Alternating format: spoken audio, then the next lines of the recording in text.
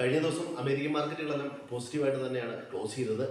ഇനി അടുത്ത FOMC മീറ്റിംഗിലും rate cut ഉണ്ടാവുമെന്നും കൂടാതെ ചൈനയിലെ എക്കോണമിയെ സഹായിക്കാൻ വേണ്ടിയിട്ട് കൂടുതൽ ഉത്തേജക പാക്കേജുകൾ പ്രഖ്യാപിക്കുമെന്നുള്ളൊരു പ്രതീക്ഷയാണ് ആഗോളതലത്തിൽ ഇന്ത്യൻ മാർക്കറ്റിനും എല്ലാം ഒരു പോസിറ്റീവായ രീതിയിൽ ക്ലോസ് ചെയ്യാൻ സഹായിച്ചത്.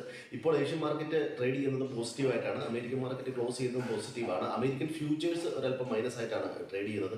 ഇന്ന് വരാനിരിക്കുന്ന പ്രധാനപ്പെട്ട ഡേറ്റ ജപ്പാന്റെ PMI ഡേറ്റയാണ്. കൂടാതെ US കൺസ്യൂമർ കോൺഫറൻസ് ഡേറ്റയും ഹോം സെയിൽസ് ഡേറ്റയുണ്ട്. ഇന്നലെ വന്ന US PMI ഡേറ്റയിൽ മാനുഫാക്ചറിങ് ഒരല്പം മൈനസും സർവീസ് ഡേറ്റ അല്പം പോസിറ്റീവായിരുന്നു.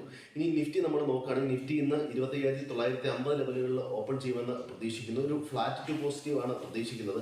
25,990, 26,040, 26,090 ലെവൽ റെസിസ്റ്റൻസ് ഉണ്ട്. സപ്പോർട്ട് ഉള്ളത് 25,840, 25,760, 25,700 ലെവലാണ്.